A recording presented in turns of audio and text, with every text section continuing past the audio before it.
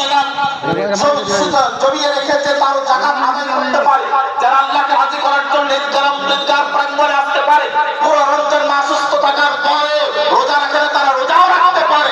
যদি আল্লাহকে রাজি করতে ঈদগাহ পয়দা আসতে পারে, ইসলামে ফরজে আইন এবং রাসূল পাক সাল্লাল্লাহু আলাইহি ওয়াসাল্লামের সুন্নাত, আপনার সুন্নাতে মুআক্কাদা ওয়াজিব পালনের জন্যও আপনার প্রত্যেক মুহূর্ত আপনার তৈরি থাকবে। তাতে ঈদগাহ ময়দানে হোক, বাজারে হোক, হাটে হোক, আপনার মসজিদে হোক, সব জায়গায় আপনার একই আপনাদের মনোভাব আমাদের মনোভাব থাকবে, ঠিক না?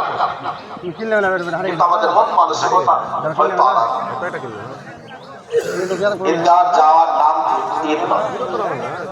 ঈদগাহে বসে একসঙ্গে সবাই হই হল্লা করবো, এর নাম আল্লাহকে রাজি করা জন্য। ওইটাই খুশিতে আমার আল্লাহ যেমন আপনার আমার কাছে আছে, আমার আল্লাহ বলছেন বান্দারে আমি দুঃখতেও তোমার সঙ্গে আছি। বলে বলো সুবহানাল্লাহ।